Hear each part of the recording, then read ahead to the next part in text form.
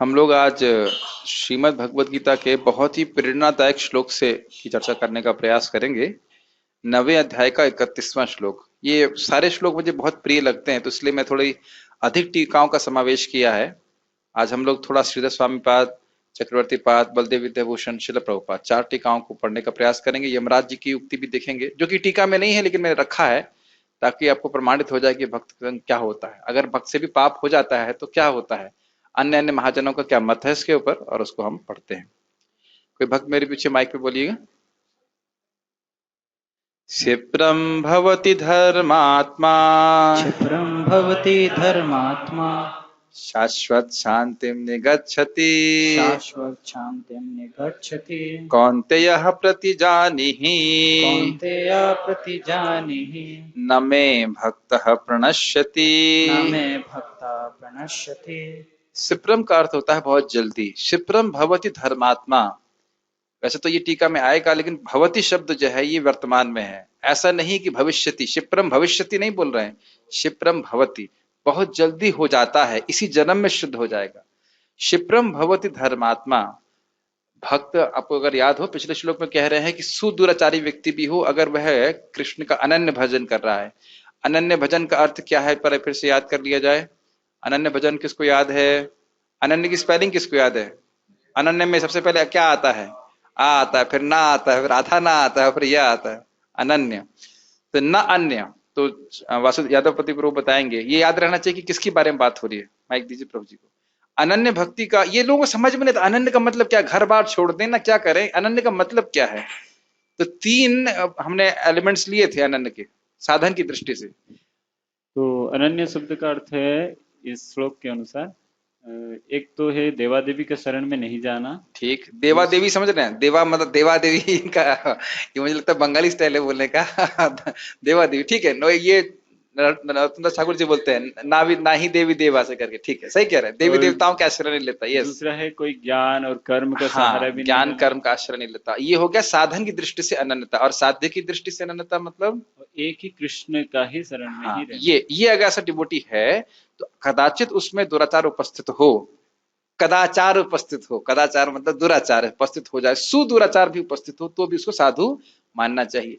तब कोई व्यक्ति संशय करेगा तो उस पर कहना है भगवान ये श्लोक कि ना ना, देखो, क्षिप्रम भवति धर्मात्मा, मैं स्वयं उसको धर्मात्मा बना दूंगा, मैं स्वयं ही उसको शुद्ध कर दूंगा। उसके बाद कहते हैं शाश्वत शांतिम निगच्छति, शाश्वत रूप से वो शांति को प्राप्त हो जाएगा, कोई इसके हृदय में वासना का स्थान नहीं रहेगा। कौन्तेय प्रतिजानीहि, प्रतिज्ञा समझते हैं आप? प्रतिज्ञा का अर्थ क्या होता है? शपथ लेना। तो कौन्तेय प्रतिजानीहि, तो वही प्रतिज्ञा के अर्थ में आप लीजिए। प्रतिजानीहि मतलब हे कौन्ती, कुंती पुत्र, तुम प्रतिज्ञा करो कि न मे भक्तः प्रणश्यति, मेरे भक्त का कभी नाश नहीं होता है। अब कुछ लोग अर्थ सोचेंगे कि भक्त के शरीर का नाश नहीं होता है। क्या ऐसा संभव है? ऐसा संभव नहीं है। शरीर का नाश ना हो ऐसा नहीं होता है, क्योंकि भगवान स्वयं ही गीता में बोल चुके हैं आत्मा अनाशवान है, शरीर हमेशा नष्ट होता ही रहता है। देहिनो अश्विन था देह इत्यादि। तो लेकिन किसी किसी परिस्थिति में भक्त के शरीर की रक्षा भी भगवान करते हैं। किसी किसी परिस्थिति में, मतलब जैसे हम प्रहलाद महाराज के केस में देखते हैं, ये प्रभुपाद के केस में देखते हैं। लेकिन ऐसा नहीं कि प्रभुपाद जी ने शरीर त्यागा ही नहीं। तो यह नहीं सोचना चाहिए कि व्यक्ति कभी शरीर छोड़ेगा ही नहीं। मेन बात यह है कि भगवान बहुत सारी चीजों से रक्षा करते हैं, जैसे कि यमराज जी छू नहीं सकते, स्पर्श नहीं कर सकते, और उसके जो थोड़े बहुत पाप भी उपस्थित होते हैं वह भी उसको अंधकार से में नहीं डाल सकते, अविद्या में नहीं डाल सकते।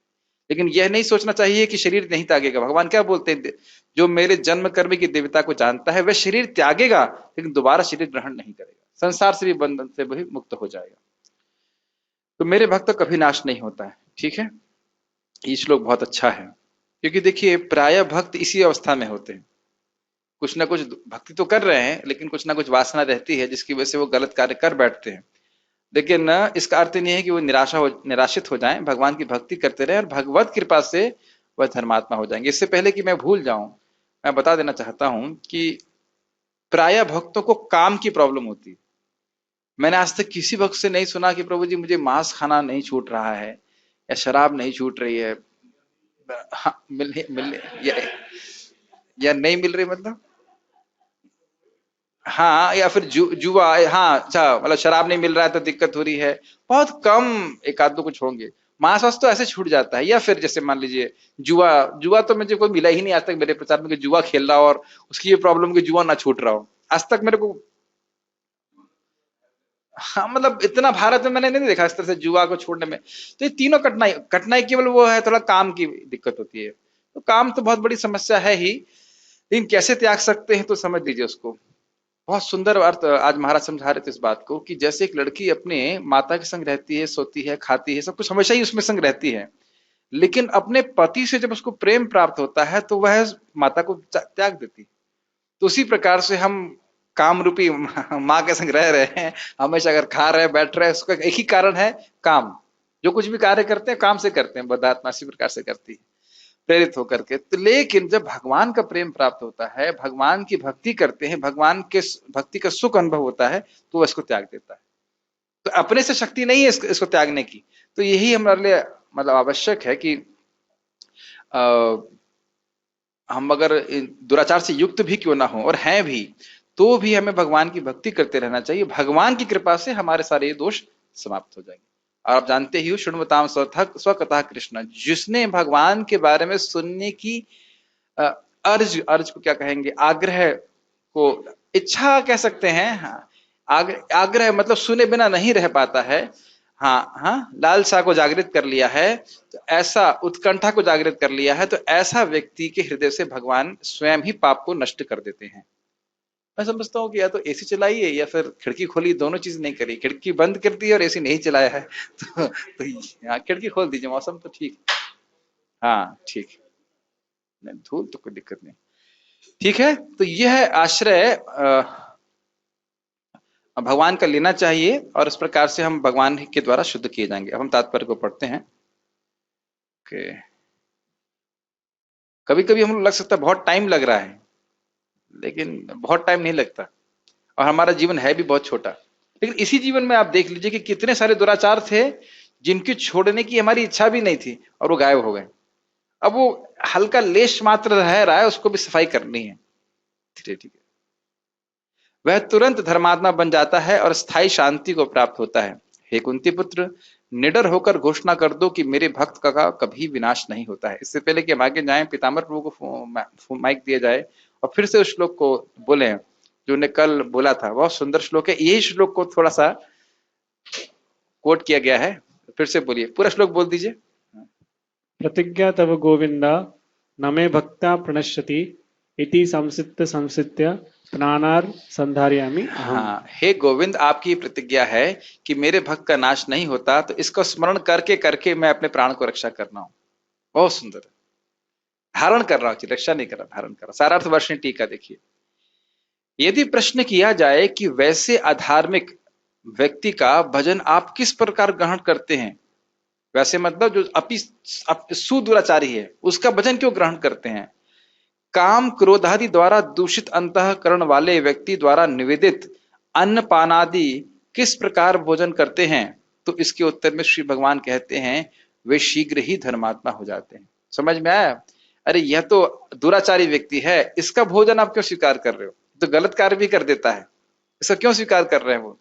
तो भगवान, ये लिंक है, लिंक ये है कि भगवान कह रहे हैं कि तुम इसकी अभी अभी की परिस्थिति मत देखो, मैं इसकी आगे की परिस्थिति देख रहा हूं। हम इस जगत में लोगों से उनकी इस समय की स्थिति के अनुसार बर्ताव करते हैं, है कि नहीं, अभी वो कैसे हैं, लेकिन भगवान अपने भक्त की भविष्य की स्थिति के अनुसार से आज बर्ताव कर रहे हैं, भले ही वो आज गंदा है, उसका हृदय गंदा है बेसिकली। कितना प्रेरणादायक बात है। देखिए यहां कहा गया है कि वे शीघ्र ही धर्मात्मा होकर शाश्वत शांति प्राप्त करते हैं। यहां भविष्यत काल के पद का प्रयोग न कर भवति, गच्छति इत्यादि वर्तमान काल का पद प्रयुक्त हुआ है। इससे यह सिद्ध होता है कि अधर्म आचरण के पश्चात ही अनुताप करते हुए मुझे पुनः पुनः स्मरण कर शीघ्र ही धर्मात्मा हो जाते हैं। यह समझना चाहिए। देखिए कोई व्यक्ति आगे जाके अच्छा होगा तो कुछ उसमें काल का अंतर है, लेकिन आप जानते हैं कि जो भगवान के भक्त हैं, अगर उनसे जो सिंसियर भक्त है, जैसे हम बात कर रहे हैं, वह प्रायः पाप नहीं करते। वस्तुतः देखिए पाप करने की इच्छा भी नहीं आती, लेकिन कदाचित एकदम से पाप हो जाता है उस भक्त से, तो उसके बाद तुरंत उसको अनुताप होता है। तुरंत का मतलब वर्तमान में। हम देखिए, हम प्रयास करते हैं ना, हम सबको सम्मान दें, लेकिन कुछ ना कुछ निंदा या कुछ किसी का अपराध हो ही जाता है। तो जो सिंसियर भक्त है वो तुरंत उसको रिपेंट करता है, अरे इनमें से गलती हो गई। समझ रहे हैं कि नहीं समझ रहे हैं? ये होता ही नहीं है आप लोगों के चित्र में, होता है। हाँ, क्या हम नहीं चाहते कि हम ऐसा करें, लेकिन फिर भी हो जाता है। अरे, तो फिर वह उसको संताप संताप से युक्त रहता है और प्रयास करता है कि वो ना हो से। दीन बंधु प्रभु बहुत मजाक करते हैं इस पे, कहते हैं हर बार हम लोग संकल्प लेते हैं, अब ये काम मैं फिर से कभी नहीं करूंगा। अरे अरे, फिर वही काम हो जाता है। फिर बोलते भगवान अब बिल्कुल नहीं करूंगा, फिर वही हो जाता है। तो यह हमको नम्र बना देता है कि किस प्रकार से इंद्रियों को संयमित करना हमारी शक्ति नहीं है। फिर भी तो यहाँ पे ये समझ में आ रहा है कि भगवती शब्द क्यों, क्या वो शब्द था यहाँ पे, भगवती शब्द क्यों इस्तेमाल किया गया? वह तुरंत ही, माता जी आपके पास फोन नहीं है? ओ अच्छा, ठीक है, चलिए कोई बात नहीं। तो तुरंत ही वह अनुताप करता है। ये अंतर है। एक बार रमाकांत प्रभु बहुत अच्छा प्रवचन में बोल रहे थे कि देखिए, गलती एक ज्ञानी या एक भक्त से भी हो सकती है। ज्ञानी मतलब जो जानता है गलत है, वो क्या चीज है और अच्छे से शास्त्र जानता है, लेकिन अंतर यह है कि वह उसको उसके प्रति अनुताप करता है, नहीं मुझे नहीं करना चाहिए। और जो गलत आदमी है वो कहेगा नहीं, तो बिल्कुल सही है, कोई दिक्कत नहीं। ठीक है। हाय हाय, भक्ति के नाम को कलंकित करने वाला मेरा जैसा कोई और अधम नहीं है, अतः मुझे धिक्कार है। तो इस प्रकार से अनुताप करता है। इस प्रकार पुनः पुनः अनुताप करते हुए नित्य शांति को प्राप्त होते हैं। अथवा शांति का मतलब हो गया वासनाओं से निवृत्ति। ये समझ गए इसका अर्थ? वासनाओं से निवृत्ति, भुक्ति शुद्धि क्या है? भुक्ति मुक्ति सिद्धि काल कामी सकल अशांत, कृष्ण भक्त निष्काम अतएव शांत। तो वहीं से शांत लेना चाहिए कि अब वह जब वासना ही नहीं होगी तो पाप कैसे हो सकता है? तो भगवान की कृपा से सब कुछ का निर्मूलन हो जाता है।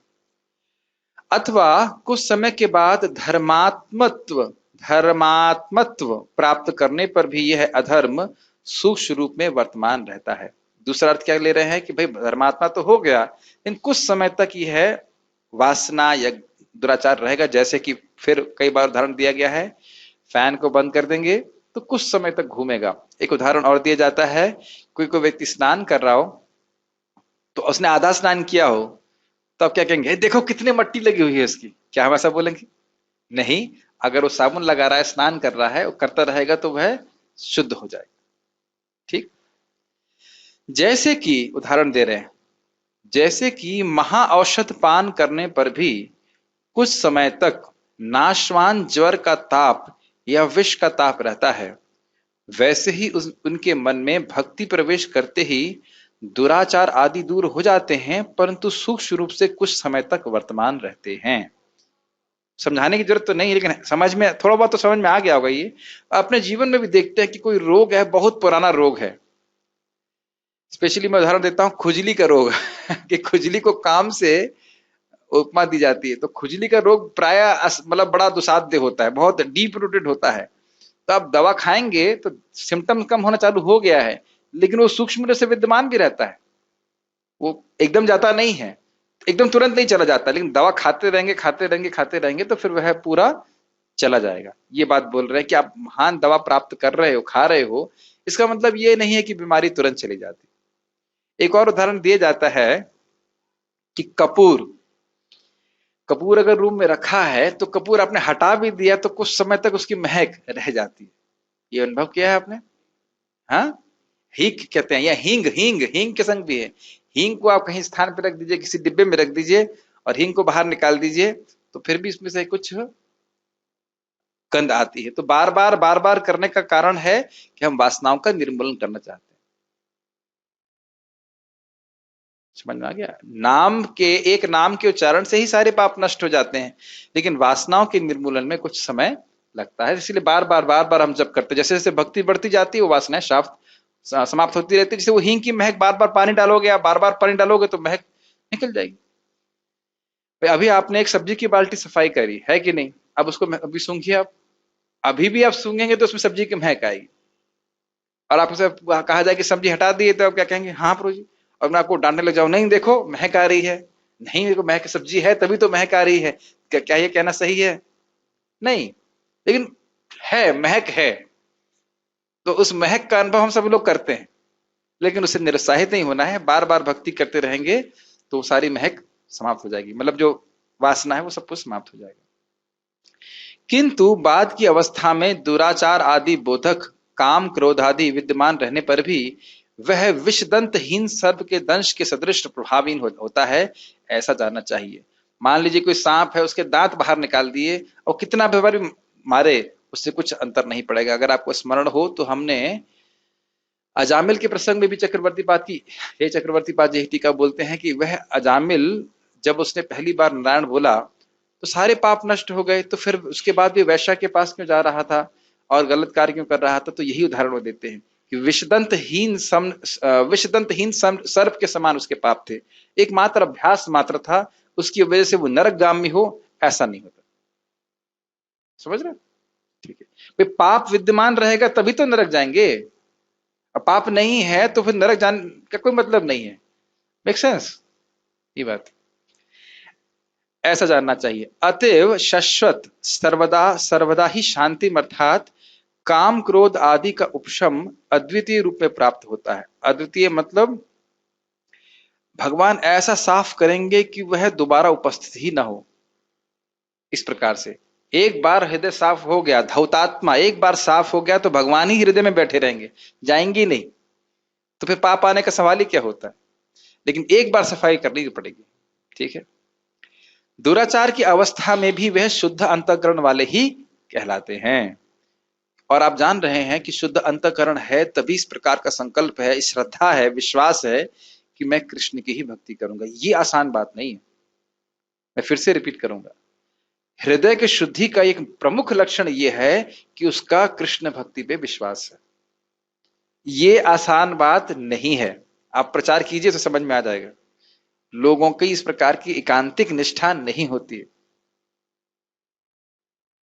ये बड़ा ही कह सकते हैं अद्भुत है। एक तरह से हल्का दुराचार भी दिख रहा है, लेकिन एक तरफ भक्त की बड़ी निष्ठा है कि नहीं, मैं कुछ भी हो कृष्ण का ही भजन करूंगा, कृष्ण ही भगवान। तो अपने मन में थोड़ा मनन करेंगे तो लगेगा ये क्या हो रहा है, एकदम शुद्ध है तो फिर वासना कैसे आ रही है। लेकिन इसका जो संकल्प है ये बड़ा महान है कि मैं कृष्ण का ही भजन करूंगा। समझ में आ गया कि मैं कृष्ण का दास हूं, मुझे कृष्ण का ही भजन करना है। तो ये बड़ा सुंदर है। सीधा स्वामी कहते हैं, बहुत सुंदर बात कहते हैं, देखिए, यदि वे धर्मात्मा हो जाएं तो कोई विवाद नहीं, कोई बात नहीं, किंतु दुराचारी भक्त अंत काल तक दुराचार का त्याग ना कर पाए तो उनके विषय में क्या कहा जाएगा? समझ रहे हैं? अरे भाई इस जीवन में ठीक होगा तो कोई बात नहीं, लेकिन मान लो मृत्यु पर्यंत, मृत्यु तक भी ठीक नहीं हुआ, तब क्या करेंगे? तो इसके उत्तर में भगवान बलपूर्वक क्रोध सहित कहते हैं, कौन्तेया मैं भक्तो न प्रणश्यति। कितना सुंदर टीका है, बहुत सुंदर। ये तो मतलब मेरा एकदम हार्ट टचिंग है, बहुत सुंदर है कि मृत्यु काल तक भी अगर भक्त ठीक नहीं हो सका तो भी मेरे भक्त का नाश नहीं होगा। कितना सुंदर है, बहुत ही अच्छा। प्राण छूटने पर भी उनका अधःपतन नहीं होता। यह तो आप 6ठे अध्याय में सीखे हो कि नहीं सीखे हो? अयति श्रद्धयोपेतो, जिसने पूरी तरह से प्रयास नहीं किया और वह गिर गया, उसका क्या होता है याद है? सब जानते ही हैं उसको। और वह स्वर्ग जाएगा और फिर वापस जगत में आएगा। तो कहां पतन हुआ उसका, कहां उसका नुकसान हुआ? याद आ रहा है? सब भूल गए? पढ़ाया है, इसी लॉकडाउन में पढ़ाया है, याद आ रहा है कि नहीं आ रहा है? हाँ, तो किसी भी परिस्थिति में भक्त का नाश नहीं हो सकता। इसको एक अच्छी तरह से समझिए, या एक और तरीके से समझिए कि भगवान को प्राप्ति करने में अगर हजारों जन्म भी लगे तो भी हर जन्म पिछले जन्म से अच्छा होगा। ये तो समझ में आ रहा होगा कि भक्ति में आगे आगे उत्तरोत्तर भक्त प्रगति करता रहता है। मैं फिर से इसको पढ़ना चाहता हूं या ध्यान देना चाहता हूं, दिलवाना चाहता हूं। इस जन्म में ठीक हो गया भक्त तो बहुत अच्छी बात है, लेकिन अगर मृत्यु तक भी ठीक नहीं हुआ तब क्या होगा? तब तो जरूर नरक जाना पड़ेगा उसको। तो कहेगा ना, तब भी मेरे भक्त का नाश नहीं हो सकता। और अगर कोई कहे कि इस पे कुछ शंका करता है तो भगवान कहते हैं भगवान के क्रोध का वो भाजन होगा, क्रोध उसको प्राप्त होगा भगवान का। कुतर्क के कारण कठोर वचन बोलने वाले इसे स्वीकार नहीं करेंगे। ऐसा सोचकर वे शोक और शंका से व्याकुल अर्जुन को उत्साह प्रदान करते हुए कहते हैं, जो बातें समझ में आ रही उनको व्याख्या नहीं कर रहा, हे कौन्तेय, डंके की चोट से महाध्वनि करते हुए विवाद करने वालों की सभा में जाकर दोनों हाथों को ऊपर करते हुए निसंदेह प्रतिजानहि अर्थात प्रतिज्ञा करो कि मुझ परमेश्वर का भक्त दुराचारी होने पर भी विनष्ट नहीं होता, अपितु कृतार्थ ही होता है। तो बड़ा स्पष्ट है। कई बार हम इसको बोला है कि भक्ति में कॉन्सोलेशन प्राइज है स्वर्ग, जो पतित हो गया वह स्वर्ग जाएगा और जो सफल हुआ उसका तो फिर कहना ही क्या, और वो आगे जाके आगे भक्ति भी करेगा। भगवान से प्रार्थना करना चाहिए और कि हमको हमेशा आपकी सेवा में नियोजित रखिए। बात बहुत सिंपल सी है, लेकिन जन्म जन्मांतर वैसे प्रार्थना नहीं भी करेंगे तो भी रखेंगे भगवान, लेकिन करते रहना चाहिए। धीरे धीरे समझ में आएगा कि इस जगत में रहने का कोई पॉइंट नहीं है। Make sense? What is the point? ना हम किसी को यहाँ पे जानते हैं, ना हम अपने को जानते हैं। समझ में आ रहा होगा? जानते हैं अपने आप को और दूसरों को भी नहीं जानते। और आज प्रभु जी से बता रहे थे तो दूसरे से दुश्मनी मित्रता इसी में फंसे हुए हैं, जिसे कोई मतलब नहीं है। जब हम किसी को जानते ही नहीं तो हमारा शत्रु कैसे हो जाएगा? जब वो हमको जानता ही नहीं तो हमारा शत्रु कैसे हो जाएगा? Does it make sense? लेकिन इसी में हमारा अभिनिवेश हुआ जा रहा है। खैर जो भी है, ऐसा होने पर तुम्हारी वाक चातुर्य से उनके कुतर्क खंडित हो जाएंगे एवं निश्चय ही वे तुम्हें गुरु मानकर तुम्हारा आश्रय ग्रहण करेंगे। यहां पुनः यह आपत्ति हो सकती है कि भगवान ने स्वयं प्रतिज्ञा न कर अर्जुन को प्रतिज्ञा करने का आदेश क्यों दिया? स्पष्ट है, जैसा कि भगवान में गीता के 18.65 में कहेंगे, तुम मुझे प्राप्त होगे, मैं तुम्हारे निकट सत्य ही प्रतिज्ञा करता हूं क्योंकि तुम मेरे प्रिय हो। क्या श्लोक है? मन मना भव मद भक्तो मदयाजी माम नमस्कुरु माम अवश्य से युक्तेवम आत्मा नाम। नहीं, ये तो नवा आ गया। सत्य जाने प्रियो से में, ये माम माम एवश्यसि सत्यम ते प्रतिजाने प्रियोसी में। तो वहां ये अठेरा वहां प्रतिज्ञा कर सकते तो यहां प्रतिज्ञा क्यों नहीं कर रहे हैं? तो कह रहे हैं वहां तो प्रतिज्ञा किया, तो कह रहे हैं वैसे ही यहां भी भक्त का विनाश नहीं होता है। तो मान लीजिए कोई प्रश्न करे यहां क्यों प्रतिज्ञा नहीं कर रहे हैं, तो उसमें कह रहे हैं, इसके उत्तर में कहते हैं, उस समय श्री भगवान ने विचार किया कि मैं अपने भक्तों का लेश मात्र भी अपकर्ष सहने में अक्षम हूं, अतः अनेक स्थानों पर अपनी प्रतिज्ञा के खंडन द्वारा अपना अपकर्ष स्वीकार कर भी भक्त की प्रतिज्ञा की रक्षा करता हूं। उत्तर समझ में आया? यहां पे भगवान ये सोच रहे हैं कि बहुत बार मैंने अपनी प्रतिज्ञा का खंडन कर दिया है, तो हो सकता है कोई कहे अरे भगवान तो खंडन कर देते हैं अपनी प्रतिज्ञा का कभी कभी। और ये बहुत बड़ी बात है। देखिए, हम लोग हजारों प्रतिज्ञा तोड़ते रहते हैं, इसलिए हमें कोई फर्क नहीं पड़ता कि प्रतिज्ञा खंडन हो गया तो कौन सी बड़ी बात है। लेकिन एक क्षत्रिय के लिए बहुत बड़ी बात होती है। आप देखिए कि अर्जुन 2 बार ऐसा कर चुके हैं कि मैं इस प्रतिज्ञा को पार नहीं कर पाया तो मैं फिर अग्नि में प्रवेश कर लूंगा। एक बार जयद्रथ के समय और एक बार ब्राह्मण का बच्चे को बचाने के समय में, दोनों समय भगवान ने रक्षा करी। देखिए, दोनों समय भगवान ने अपने भक्त की रक्षा करी, भक्त की प्रतिज्ञा की रक्षा करी। युधिष्ठिर महाराज, हाँ सॉरी 3 बार, यस 3 बार युधिष्ठिर महाराज के समय में भी इस प्रकार से था। तो अलग अलग कथाएं, उस पर हम नहीं जा रहे। तो हम यहाँ देख रहे हैं, और भीष्म पितामह को मतलब जगत प्रसिद्ध बात है। तो भगवान ये कह रहे हैं कि अपने भक्त की प्रतिज्ञा को कि मैं रक्षा करता हूं। इसीलिए हम लोगों को श्रील प्रभुपाद जी की प्रतिज्ञा की आशा है कि जो व्यक्ति 16 माला जप करेगा कम से कम और 4 नियमों का पालन करेगा तो उसी जन्म में भगवान का धाम चले जाएगा। प्रभुपाद जी कहते हैं पावर ऑफ अटॉर्नी, तात्पर्य बताते हैं जिस पावर ऑफ अटॉर्नी चैतन्य चरितामृत में इस तरह से। तो जो उन्हें लिख दिया, जो बोल दिया, फिर वो होगा ही। अब इसका अर्थ ये नहीं कि 16 ही करना है और उसके बाद 16.5 नहीं करना है।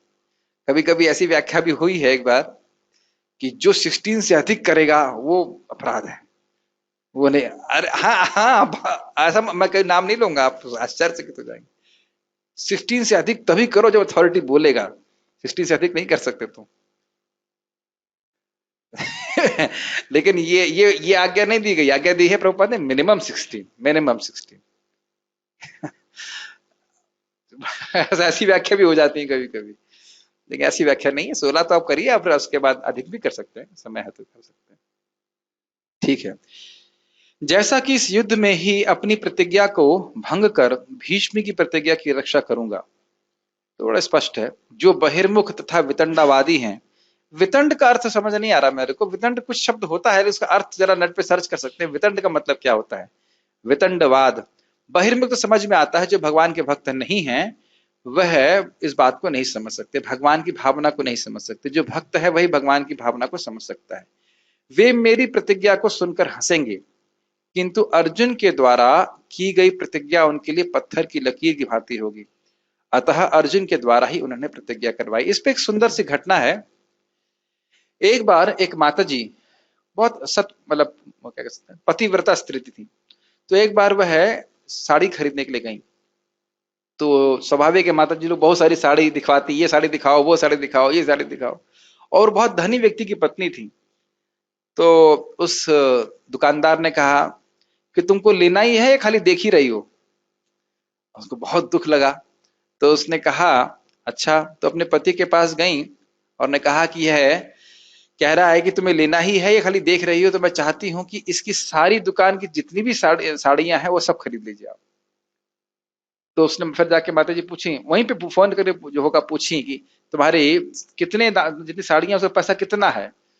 तो उनके जो भी नाम बताया होगा, मूल्य बताया होगा, तो पति ने तुरंत चेक भेज दिया या जो भी व्यवस्था कर दी, और फिर उस साड़ी को लेकर उन्हें गरीबों में बंटवा दिया। तो आप देख रहे हैं, क्योंकि उस पतिव्रता स्त्री ने बड़ी ध्यानपूर्वक, बड़ी गंभीरता से अपने पति की सेवा करी है, तो उसकी वचन की रक्षा करने के लिए भी पति बहुत उद्यत है। तो इसी प्रकार से जो अनन्य भक्त हैं, भगवान के भक्त हैं, अर्जुन हैं, श्रील प्रभुपाद जी हैं, तो उन्हें जो वचन बोल दिया है उनकी बात को भगवान जरूर सत्य करते हैं। इसलिए भगवान के शुद्ध भक्त भी उनको सत्य संकल्प कहा जाता है। क्या है, षडांग शरणागति होए बेजहार, तहां प्रार्थना सुने श्री ब्रजेंद्र कुमार, ब्रजेंद्र कुमार शायद से वही एक बात है, नंद कुमार, ब्रजेंद्र कुमार। तो इस प्रकार से षडांग रूप से शरणागत होकर के भगवान कृष्ण का भजन करते हैं, तो उनको भगवान उनकी वचन की रक्षा करते हैं। जैसे आप जानते हो, नित्यानंद प्रभु ने कालकृष्ण दास को भेजा था और उनका पतन भी हो गया था और बड़ा गंभीर पतन हो गया था, फिर भी महाप्रभु उनको नहीं त्यागे, क्योंकि वे नित्यानंद प्रभु के पार्षद थे। इसीलिए एक जगह बोला जाता है कि यह संशय हो सकता है कि भगवान के भक्त को सिद्धि मिले या न मिले, लेकिन भगवान के भक्त को सिद्धि न मिले इसमें कोई संशय नहीं है। इस श्लोक भी बोला जाता है, संस्कृत का श्लोक है, गीता भूषण टीका। तो यहां तक समझ में आया आपको चक्रवर्ती बात की टीका? ठीक है। ऐसा कहा गया है कि, गीता भूषण टीका पढ़ रहे हैं, ना विरतो दुश्चरिता ना शांतो न समाहितः न शांता मनसो वापी प्रज्ञा ने नैमाप्नुयात।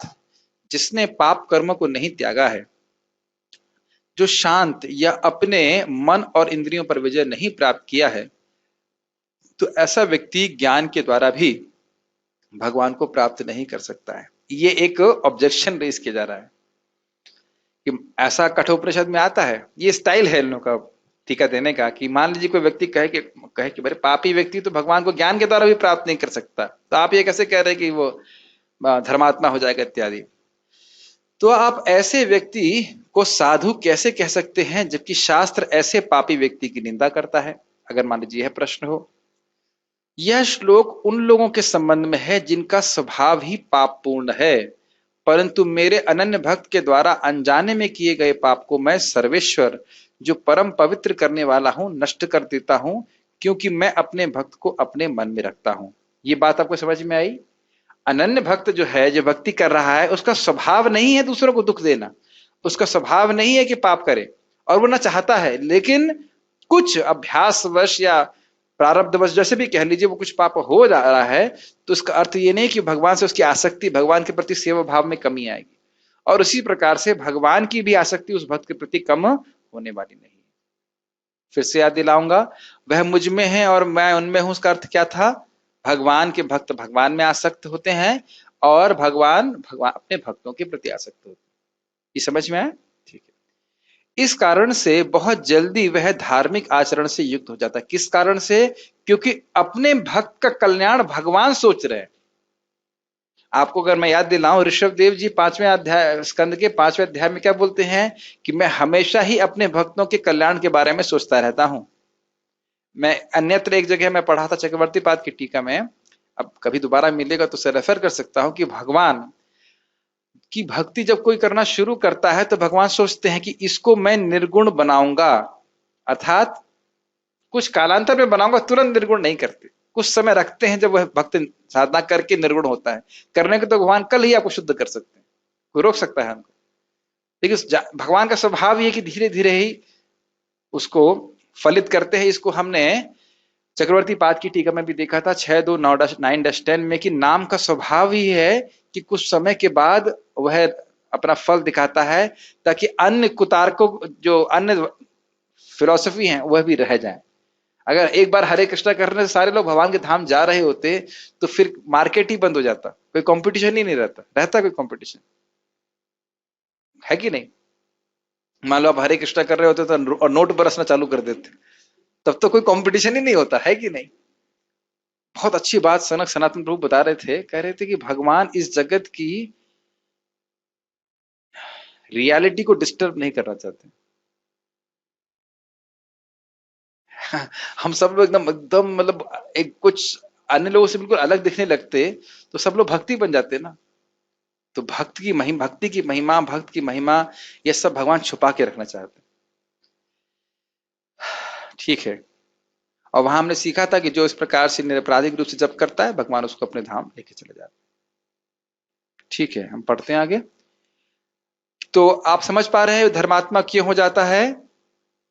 क्या कारण था धर्मात्मा हो जाने का बहुत जल्दी? अभी तो पढ़ा मैंने, एक लाइन पहली पढ़ी हुई थी कि भगवान उसमें बहुत आसक्त हैं, भगवान स्वयं उसको शुद्ध करेंगे हृदय में। वह अपने पूर्व कर्मों की सदा ही निंदा करता है और हमेशा के लिए उन पाप कर्मों से निवृत्त हो जाता है जो मेरे स्मरण में बाधक होते हैं। तो यही कभी कभी कठिनाई लगती है, कैसे हमसे पाप छूटेगा, कैसे छूटेगा, लेकिन वो भगवान का आश्रय प्राप्त होकर के ही सारे पाप छूटने वाले। परंतु स्मार्त जन ऐसे व्यक्ति को साधु नहीं मानेंगे यदि वे प्रायश्चित कर्म नहीं करता है। समझ रहे हैं मेरी बात? अब आप ये देख लीजिए, क्या यमदूतों का इसी प्रकार का संदेह नहीं था कि अरे इतने इसने पाप किए, प्रायश्चित तो कुछ किए नहीं, और अपने बच्चे का नाम ले लिया नारायण, और आप कह रहे हो कि सर्व एवं निष्कृतम, सारे पापों से धुल गया, ऐसा कैसे हो सकता है? तो ये लोग समझ नहीं पाते इस बात को।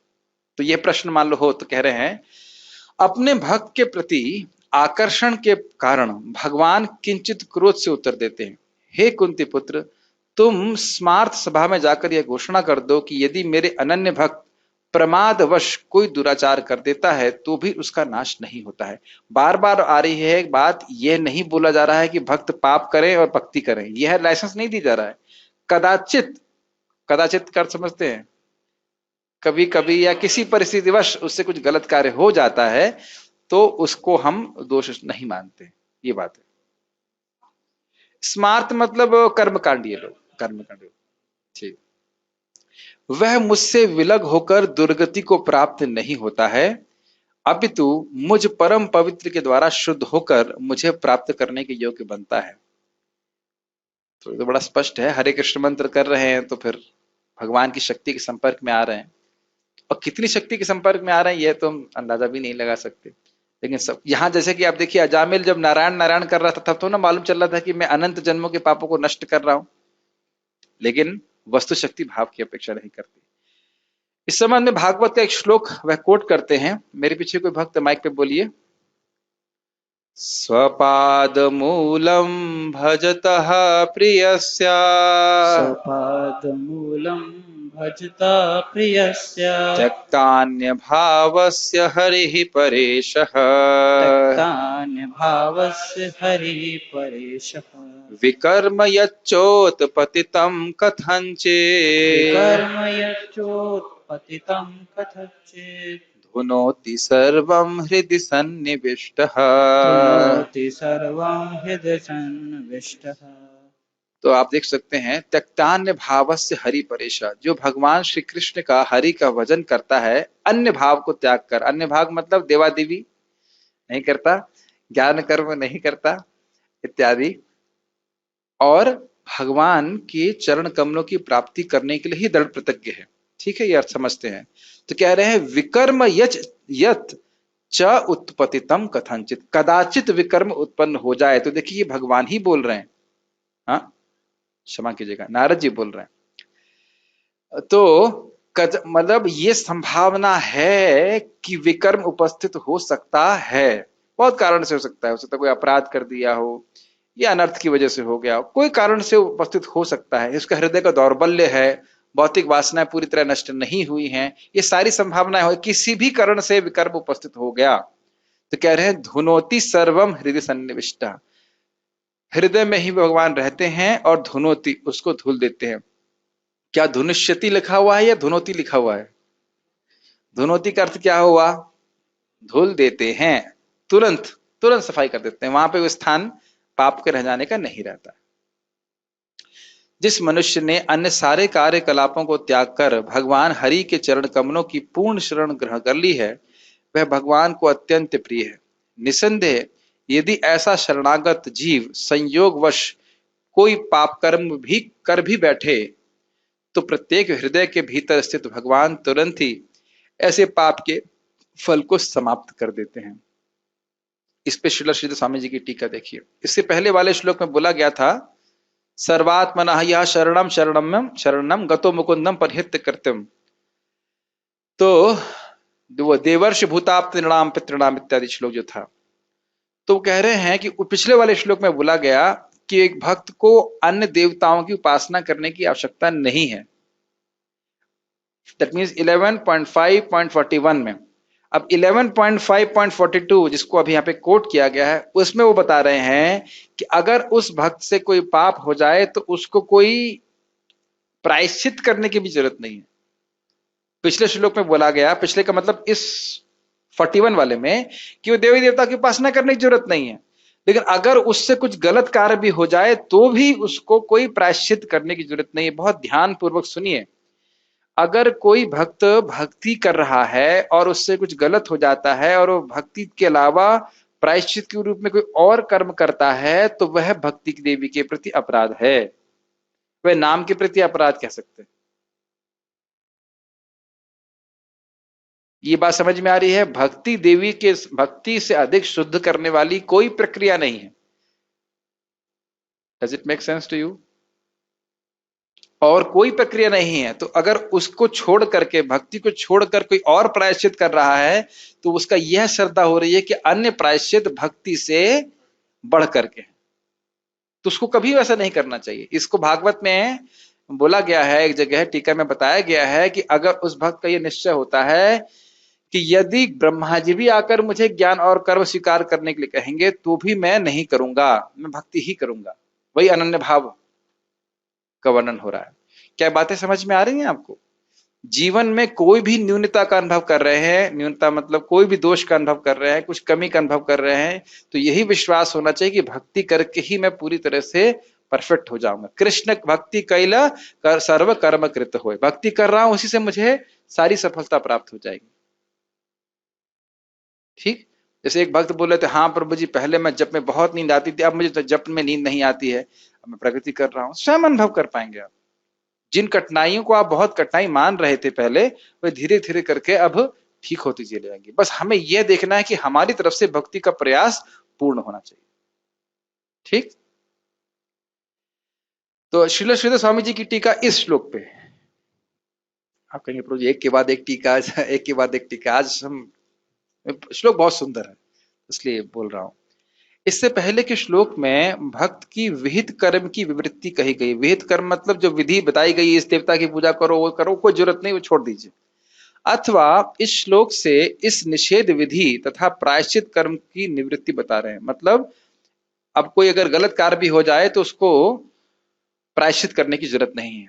जो लोग देह में अथवा देवांतर की भावना को छोड़ देते हैं, उन व्यक्तियों की निषिद्ध कर्म में प्रवृत्ति नहीं होती। अर्थात भक्त लोग अपने को देह नहीं मानते हैं और देवता इत्यादि की पूजा भी नहीं करते हैं, तो इस कारण से उनकी स्वाभाविक रूप से पाप में प्रवृत्ति नहीं होती, भगवान की भक्ति ही करते हैं, ये बोल रहे हैं।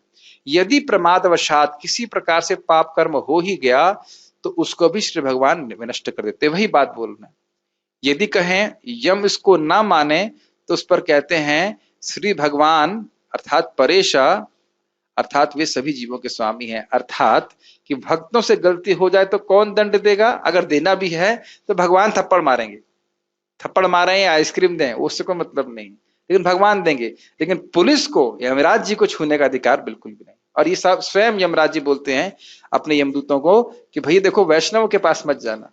मैंने एक बात, इसको शास्त्र से है कि नहीं पता नहीं, कि मैंने सुना ऐसा कि एक बार एक व्यक्ति मर रहा था और वो मुसलमान था, तो मर रहा था, मरते समय एक कबूतर ने बीट कर दी और उसके ऊपर तिलक का निशान बन गया। तो यमदूत जो है घबरा गया, अरे ये तो वैष्णव है, इसको नहीं छू सकता। ये तो पता नहीं कितना सत्य है, लेकिन ये एकदम सत्य घटना है। ये तो शास्त्र की है कि वो व्यक्ति मर रहा था और मरते मरते वो बैलगाड़ी से गिरा, और बैलगाड़ी से गिर करके वो उसने तुलसी जी का पौधा पकड़ लिया, उसको पता भी नहीं था वो क्या था, पकड़ लिया। तो जब यमदूत उसको लेने के लिए आया तो कहते आप क्या करें, इसने तुलसी जी को पकड़ा हुआ है।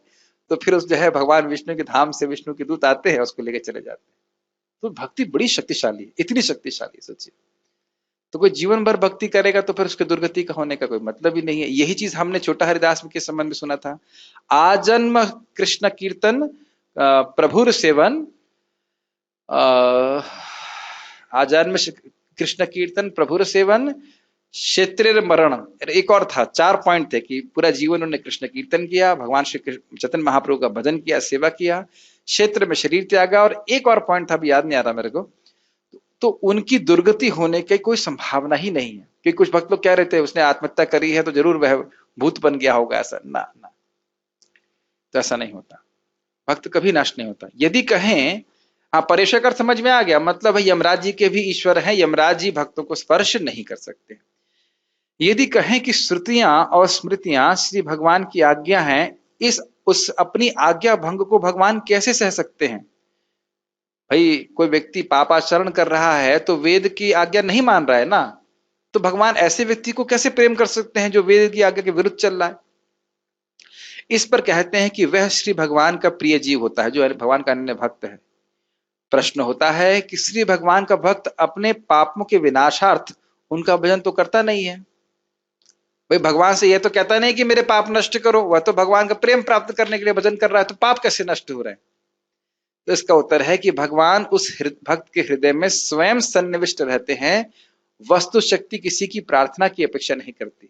तो वह भगवान की भजन कर रहा है, भागवत सुनने की इच्छा मात्र से भगवान हृदय में आ जाते हैं। तो अब आने के बाद खाली बैठे नहीं रहते, वो सारी गंदगी को सफाई कर देते हैं।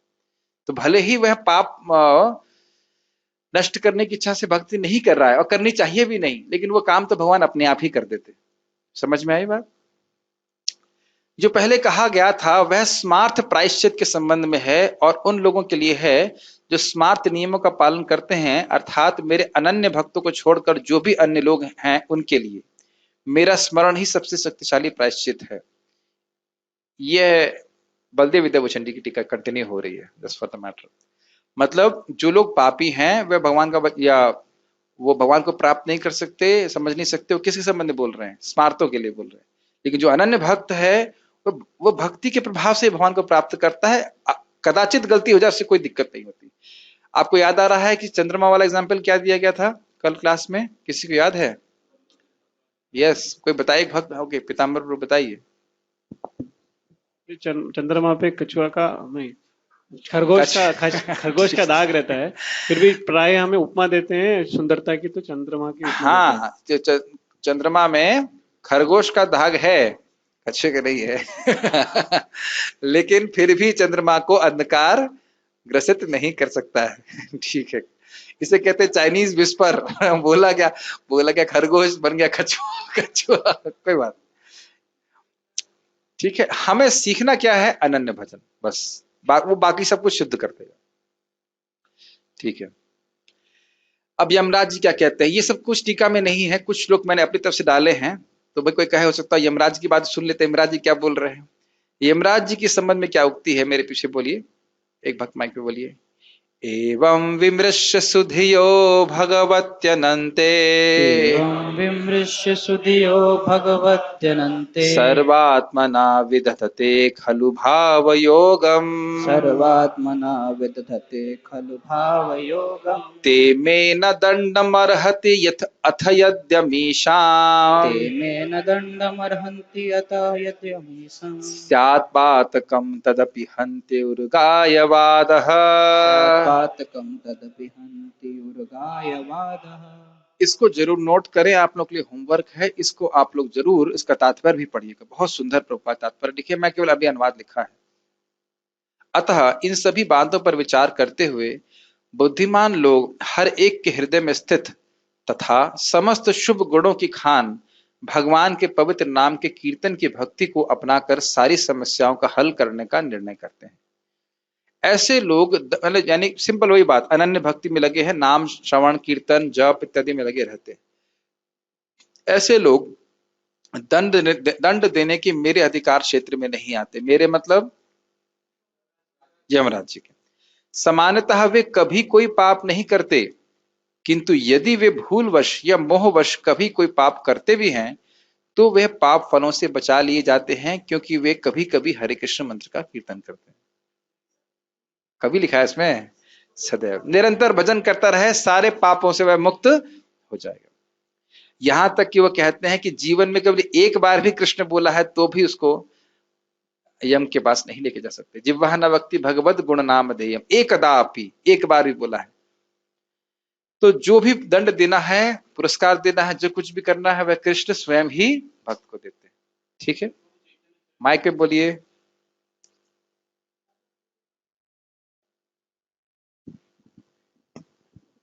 चैतन्य चरितामृत में ऑन है तो माइक, यस।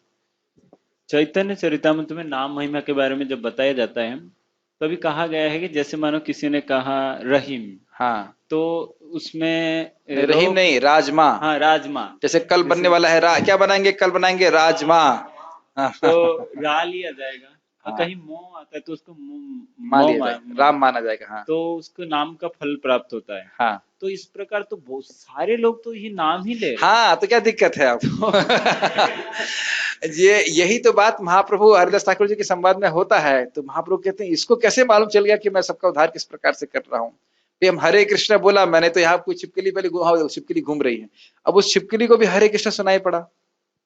यहाँ के जो कीटाणु हैं उनको भी हरे कृष्ण सुनाई पड़ेगा, जो पेड़ पौधे हैं उनको भी सुनाई पड़ेगा। तो ये बहुत सूक्ष्म बात है। महाप्रभु कहते हैं, हरिदास ठाकुर जी कहते हैं, हाँ इस प्रकार से सबका उद्धार होगा। कि पहले बोलते हैं मुसलमानों का उद्धार कैसे होगा, तो उन्होंने कहा ये हराम हराम बोलते हैं, तो ठीक है चलो उनका हो जाएगा। फिर कहते हैं कि अच्छा पेड़ पौधों को उद्धार कैसे होगा, जीव जंतुओं को उद्धार कैसे होगा। तो आप देखिए महाप्रभु तो सबके बारे में सोच रहे हैं। फिर से आपको याद दिलाऊंगा, और एक होमवर्क भी है, फिर से आप जाके अंत्य लीला का अध्याय 3 पढ़िएगा, और तब समझ में आता है कि महाप्रभु की चिंता कितनी विस्तारित है। वो केवल इंसानों के बारे में नहीं सोच रहे हैं, कीट पतंगों पेड़ों सभी के उद्धार के बारे में सोच रहे हैं। तो हरिदास ठाकुर जी कहते हैं जब उच्च स्वर से हरि नाम संकीर्तन किया जाता है तो उनका भी उद्धार हो जाता है। तो महाप्रभु मन ही मन सोच रहे हैं इसे सब बातें कैसे मालूम चल गई। तो स्वाभाविक है, शुद्ध भक्त हैं इसलिए उनको सब नाम की महिमा समझ में आती है। तो ये इस प्रकार से है। कुछ डाउट है? जैसे अब मैंने सनक सनातन प्रभु को पूछा कि जर्मनी में लोग भगवान का नाम लेते हैं, तो कह रहे यहाँ पे एक मक्खन का ऐड है, उसका नाम है रामा। कैसे आता है एडवर्टाइजमेंट, रामा, अब वो एक्सप्रेस कुछ बोल रहे हैं रामा, लेकिन वो मक्खन के लिए बोल रहे हैं, लेकिन उद्धार हो जाता है। तो भगवान बड़े व्यग्र हैं जीवों का उद्धार करने के लिए, किसी तरह संपर्क हो जाए। अब जो भी कारण हो, मुझे तो पता नहीं, मैंने तो एडवर्टाइजमेंट देखा नहीं है, लेकिन एडवर्टाइजमेंट में आता ना, गाते तो रामा बोल दिया। एक बड़ा अच्छी बात थी, बहुत अच्छी बात है लौकिक, लेकिन है बहुत अच्छी बात। लौकिक नहीं है, प्रभुपाद जी से पूछा गया था। आपको याद हो कि, याद तो नहीं होगा, तो हम लोग पैदा भी नहीं हुए थे बहुत से लोग, लेकिन वो एक पिक्चर बनाई गई थी, हर एक, क्या नाम था उसका, दम मारो दम, हाँ मिट जगह से करके, और उसका जपो हरे कृष्ण हरे राम से कुछ तो था। तो प्रभुपाद जी तो नहीं थे, नहीं प्रभुपाद नहीं थे तब प्रभुपाद नहीं थे ना, कब आई थी? नहीं, हिप्पी को देख के बनी थी, लेकिन माइक नहीं नहीं, लेकिन प्रभुपाद जी के से पहले आई थी, अब ये रिसर्च का विषय है। हिप्पियों को देख के ही बनी थी वो movie। अच्छा तो ठीक ठीक ठीक ठीक ठीक है। हाँ, मैंने स्मरण है कि प्रभुपाद जी ने बोला, तो प्रभुपाद जी से भक्तों ने बोला कि इस प्रकार से पिक्चर बनी है और भक्तों को जो है वह है बदनाम कर रही है, तो प्रभुपाद ने कहा दम मारो दम एक भौतिक शब्द है वो चला जाएगा, और हरे कृष्ण हरे राम ये आध्यात्मिक शब्द है वो रह जाएगा, और वही हुआ। और आप देख भी रहे हैं कि हरे कृष्ण, तो वही चीज हम अपने यहाँ देखना चाहिए। भगवान का नाम जप कर रहे हो, जितने भी हृदय में दम है काम का दम है वो सब दम तोड़ देंगे और हरि नाम रह जाएगा, सब सफाई हो जाएगी। थोड़ा सा संघर्ष चलेगा, है कि नहीं भाई? देखिए और कुछ कठिनाई हो, लेकिन अब देखो सुबह उठना, जप करना, ये सब कोई कठिन नहीं लगता है मुझे। हम प्रचार करने जाते हैं भरतपुर में, एक माता जी ने बोला, उससे मुझे बड़ी हीन भावना हुई कि प्रभु जी अब 16 माला करने में कोई दिक्कत ही नहीं होती है, एकदम आराम से हो जाता है। मैंने कहा अच्छा हमने कहा हमें तो बड़ी कठिनाई हो जाती है कभी कभी। और अन्य भक्ति बोलते हैं कि वो एक जगह बैठ जाएंगी, बस पूरा 1-2.5 घंटे बाद उनका आंखें खुलेगी, वो 16 माला कर देते हैं। तब मैं सोच रहा था कि देखो इसमें कोई भेदभाव नहीं है नाम के प्रति। जो व्यक्ति निरपराध है, ईमानदारी से भक्ति कर रहा है, सेवा भावना है, उसको भगवान अपना रस दे रहे, तभी तो कर पा रहे हैं। और रोज ऐसा जब हो रहा है किसी भक्त का। खैर हम वापस अपने पॉइंट पे आ रहे हैं कि हमारे कितने भी अनर्थ हैं, वो सब भगवान अपने, हम भक्ति करेंगे तो भगवान नष्ट कर देंगे। भगवान ने अर्जुन को यहाँ कौन्तेय कहकर संबोधित किया है, इसका अर्थ यह है कि यह वचन एक महान कुल के व्यक्ति के द्वारा है, न कि किसी निम्न कुल के व्यक्ति के द्वारा। तो देखिए अब उस श्लोक के अलग अलग शब्दों पे स्पॉट लाइट मारते हैं आचार्यगण। यह चीज चक्रवर्ती पाद नहीं बोला, लेकिन यहाँ बलदेव विद्याभूषण बोल रहे हैं कौन्तेय मतलब एक बहुत बड़े व्यक्ति हैं, ऐसा नहीं कि कोई हल्के फुल्के व्यक्ति ने बोल दिया। नोट, इस कारण से निंदकों के लिए यह अधिक विश्वसनीय होगा। किस लिए? क्योंकि कुंती पुत्र अर्जुन कह रहे हैं। जैसे भगवत गीता की शुरुआत में ही जब अर्जुन ने कहा कि रथम स्थाप्य में च्युता है, जब रथ को आप दोनों पक्षों के बीच में ले आओ, तो ऐसा नहीं था कि लोग युद्ध चालू कर देते। जो अर्जुन है वो बहुत बड़े योद्धा थे, तो जब वह कुछ बोल रहे हैं, कुछ सुन रहे हैं, तो वो लोग भी सोचेंगे कि क्या बात हो रही है, क्या चक्कर है। तो बहुत बड़े बड़े सम्मानीय व्यक्ति थे, और इसके द्वारा अगर इसीलिए कह रहे हैं कि आप जाकर आप प्रतिज्ञा करो। श्रीमद् भागवतम 6:3-26, ये मैंने गलत जगह पेस्ट कर दिया, ये पहले ही होना चाहिए था। वो जो यमराज जी की उक्ति थी वहीं पे, तात्पर्य अनुपम कृष्ण प्रभु के द्वारा पढ़ा जाएगा। यस। तात्पर्य, इसका कोई दूसरा अर्थ नहीं लगाना चाहिए। 7वें अध्याय में भगवान कहते हैं कि जो दुष्कृति है वह भगवत भक्त नहीं हो सकता। जो भगवत भक्त नहीं है उसमें कोई भी योग्यता नहीं होती। तब प्रश्न यह उठता है कि संयोगवश, मेरे ख्याल से थोड़ा सा उधर बैठना पड़ेगा, तो फीडबैक हो रहा है। नहीं तो हाँ जी, अरे ऐसे नहीं बोला हूँ ठीक है। यस। तब प्रश्न यह उठता है कि संयोगवश या स्वेच्छा से निंदनीय कर्मों में प्रवृत्त होने वाला व्यक्ति किस प्रकार भक्त हो सकता है। यह प्रश्न ठीक ही है। अब जिसकी व्याख्या हम कर चुके उसको तो कोई आवश्यकता नहीं करने की। यस। जैसा कि 7वें अध्याय में कहा गया है, जो दुष्ट आत्मा कभी भक्ति के पास नहीं फटकता उसमें कोई सद्गुण नहीं होते। नमाम दुष्कृत न मूढ़ा प्रपद्यन्ते नराधर्मा इत्यादि। श्रीमद् भागवत में भी इसका उल्लेख है। सामान्यतः 9 प्रकार के भक्ति कार्यों में युक्त रहने वाला भक्त अपने हृदय को भौतिक कलमश से शुद्ध करने में लगा होता है। यस, ये बहुत इंपॉर्टेंट है। वो जान रहा है कि मतलब उसका एकदम संकल्प क्लियर है कि मैं सफाई करूंगा अपने हृदय की। सिंसियरिटी ऑफ पर्पस, इसका अर्थ समझते हैं? अभी को हिंदी में कैसे कहेंगे? उद्देश्य की निष्कपटता। उसका उद्देश्य है कि मुझे अपने को हृदय को शुद्ध करना। ये बहुत अच्छी बात बोल रहे थे गिरिराज महाराज संबंध में, कह रहे थे कि ट्रेनिंग का अर्थ क्या है। न्यू भक्ता ट्रेनिंग या भक्ता ट्रेनिंग का अर्थ है कि भक्त को सिंसियर बनने की ट्रेनिंग दी जाए। नहीं तो निर्जला एकादशी के दिन गंगा जी में बैठकर नीचे पानी पी सकता है वो। समझे इसका अर्थ?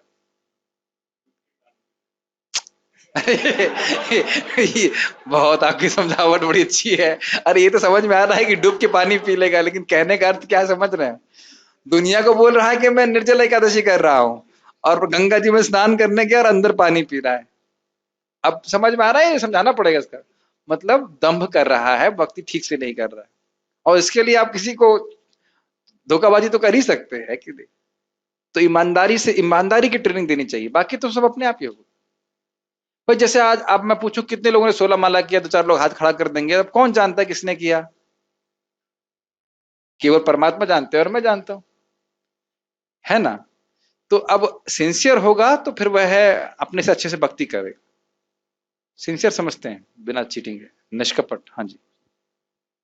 वह भगवान को एक और मैं इस पे कहना चाहता हूं कि इसलिए भक्त समाज अधिकाधिक निष्कपटों के बीच में, निष्कपट लोग ही रहने चाहिए, ताकि अन्य कोई कपटी भी आएगा तो वो निष्कपट को देखकर वह भी निष्कपट ही हो जाएगा। Make sense? यस। वह भगवान को हृदय में बसाता है, फलतः उसके सारे पाप पूर्ण कल्मश धुल जाते हैं। अब देखिए प्रभुपाद जी इसको कोट कर रहे हैं, भले ही वो श्लोक कोट ना कर रहे हों, लेकिन वह श्लोक का सार जरूर दे रहे हैं। हृदय सन्निविष्टा वाला श्लोक पढ़े थे ना हम लोग। यस।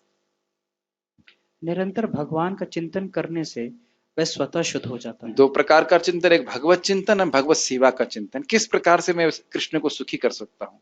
जैसे सिंपल सी बात है, बहुत अच्छा, एक ये पॉइंट अच्छा याद आ गया। आज सुबह ये भक्त प्रभुपाद का प्रवचन चला रहे थे, तो प्रभुपाद ये अनन्य भक्ति के बारे में बोल रहे थे। कह रहे अनन्य चित्त का अर्थ क्या है? जैसे इस जगत में कोई गृहस्थ अपने पत्नी बच्चों के लिए कार्य करता है, कार्य बहुत अलग अलग से कर सकता है, लेकिन उनके पोषण के लिए ही करता है कार्य।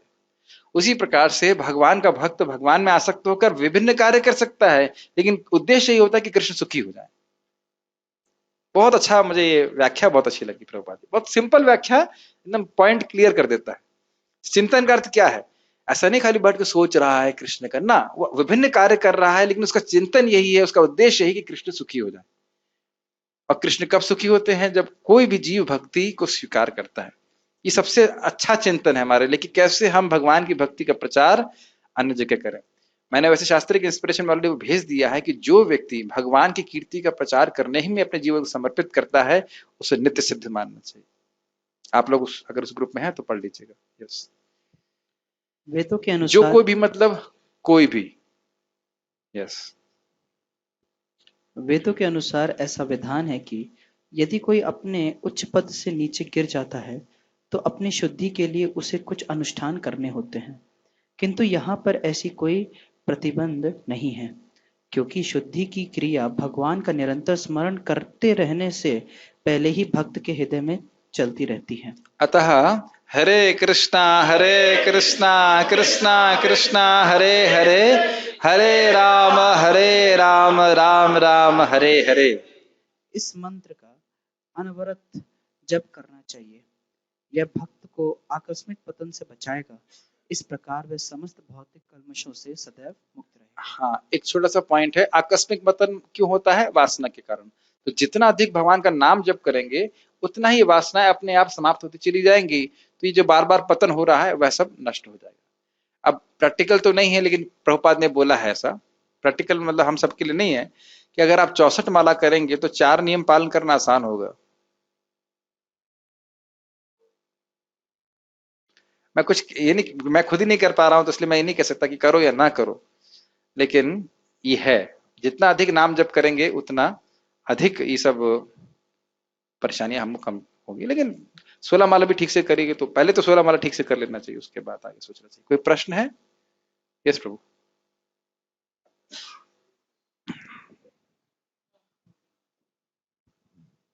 मुझे एक बात समझ में नहीं आई, मतलब प्रारब्ध से कोई प्रारब्ध पाप कैसे करवाता है? मतलब प्रारब्ध क्या वो होता है? देखिए, ये सामान्य भाषा में हम बोल देते हैं कि प्रारब्ध से नष्ट होता है या कुछ होता है, कुछ क्लियर नहीं कि क्यों होता है। बस यही है कि वासना है हृदय में, वासना तुरंत नहीं जाती है, कुछ समय लगता है। वस्तुतः प्रारब्ध तो भगवान का नाम जप करने से नष्ट हो जाता है, लेकिन हमने 2-3 कारण सुने थे। एक कारण ये है कि अपराध की वजह से होता है। अपराध कर देते हैं तो हृदय में पाप की वासना आ जाती है। तो अब इसका अर्थ ये नहीं कि भक्ति ना करे, इसका अर्थ ये है कि समझे कि अब कौन से अपराध होते हैं और उसे बचने का प्रयास करे, और भगवान की भक्ति करता रहे, फिर धीरे धीरे करके क्रमशः अपराध नष्ट हो जाएंगे। एक कारण ये भी हो सकता है कि भगवान स्वयं ही कुछ समय तक पाप की वृत्ति को बनाए रखें। यह भी हमने चक्रवर्ती पाद की टीका में रखा, ताकि अन्य सिद्धांत, अन्य तर्क इत्यादि वे तुरंत नष्ट ना हो। तो ये सभी के संग ऐसा ही होता है, धीरे धीरे करके नष्ट हो जाती है लेकिन सारी कुछ चीजें। अन्य सिद्धांत तर्क मतलब से कर्म कांड ज्ञान कांड उनकी भी तो कुछ उपयोगिता है। अरे भक्ति कर रहे हो ठीक है, लेकिन देखो थोड़ा उसको भी तो सहारा लो, ये बात है। वो तुरंत खत्म ना हो जाए इसलिए भगवान इस प्रकार से प्रकाशित नहीं करते। जैसे उदाहरण दिया है, अंजीर का पेड़ कुछ समय के बाद ही फल देता है। अंजीर नहीं समझ में आता तो नींबू का पेड़, नींबू का पेड़ लगाएंगे तो 5 साल के बाद ही फल देता है। ठीक है, माइक पे बोलिए। कौन है? हाँ वो जी आपने कहा कि जिस तरह से कि आपने बोला हर जन्म अगला हर 100 जन्म भी लग जाए तो हर दूसरा जन्म हाँ। पिछले जन्म से अच्छा होगा। यस तो इसको हम एक्सटेंड करके अगर लेते हैं हर दिन हम भक्ति कर रहे हैं तो हर यस, आगे का दिन जो है पिछले दिन से अच्छा होगा। हमेशा नहीं होता कि कभी आपका जब बड़ा अच्छा होता है कभी नहीं होता है, उसको हम ऐसे नहीं करते। लेकिन सत्य बात है, वैसे सही बात कर रहे हैं, क्योंकि आप जितनी बार प्रसाद ग्रहण कर रहे हैं, हरि नाम कर रहे हैं, भगवान को प्रणाम कर रहे हैं, आप धीरे धीरे भगवान के पास पहुंच रहे हैं।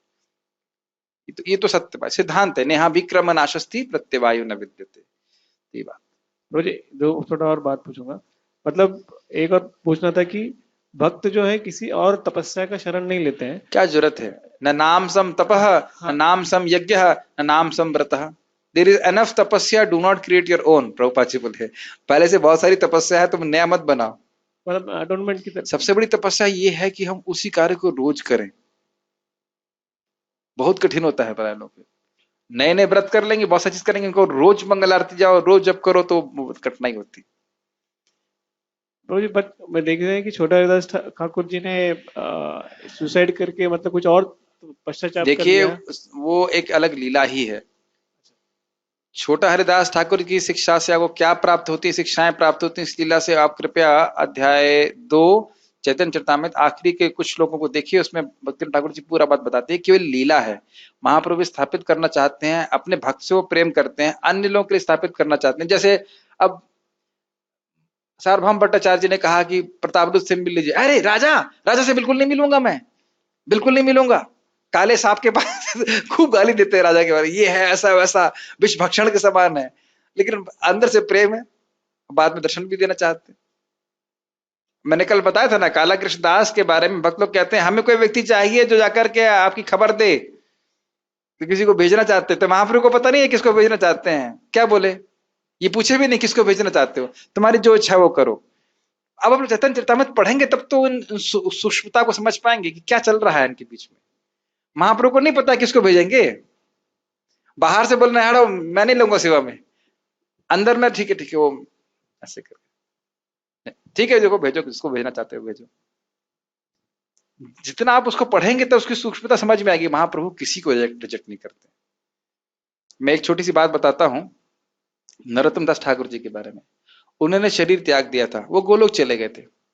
कुछ लोग ऐसा बोल रहे थे, देखो यह शूद्र परिवार में जन्म लिया और ब्राह्मणों को दीक्षा देता था, इसीलिए जल्दी मरना पड़ा इसको, ऐसा करके बोले। तो उन लोगों का उद्धार करने के लिए गोलोक से वापस आ गए, और इससे पहले कि संस्कार कुछ होता वापस प्रकट हो गए, जो इतना उनसे द्वेष करते थे। तो फिर उन्होंने भी शरण लिया, उन्होंने दीक्षा लिया। बाद में जानते हैं कि गंगा जी में वो स्नान कर ले, गंगा जी की यमुना, हाँ पद्मा में प्रवेश किया और उनका पूरा शरीर जो है वो दूध में परिवर्तित हो गया। तो यह वैष्णवों की ये जो है अद्भुत अद्भुत सहिष्णुता है, अद्भुत सहिष्णुता। और यही आप जानते हैं महाप्रभु ने सन्यास क्यों लिया था, कि लोग उनके प्रति अपराध कर रहे थे। मैं सन्यास लूंगा तो सन्यासी का आदर करेंगे, मेरे को प्रणाम करेंगे, तो फिर मेरे प्रति उनका अपराध नष्ट हो जाए। कभी महाप्रभु और नित्यानंद प्रभु किसी को नहीं छोड़, मतलब सबसे वो मूवी जरूर देखनी चाहिए, नैमायर नदिया। वो बड़ा भावपूर्ण है कि जब मधाई सर फोड़ देता है नित्यानंद प्रभु का, तो कहते हैं कि तुमने मेरा सर फोड़ दिया, यह पर्याप्त कारण नहीं है कि मैं तुम्हें कृष्ण प्रेम ना दूं। अब क्या कहा जाएगा बताइए। तो बड़ा अद्भुत है। तो हम बहुत अद्भुत भगवान की सेवा कर रहे हैं। एक नहीं, मतलब भगवान ही है, उसके अलावा कोई भगवान ऐसा अद्भुत हो नहीं सकता। इसलिए भगवान के गुणों को सुन कर करके प्राणाम धारयाम हम। कुछ प्रभु जी आप पूछ रहे थे, क्या चीज? हाँ ठीक है, ठीक है, वो अलग चीज है। ठीक है यार, रुकते हैं। श्रीमद् भगवद गीता की जय, श्री प्रभुपाद की जय।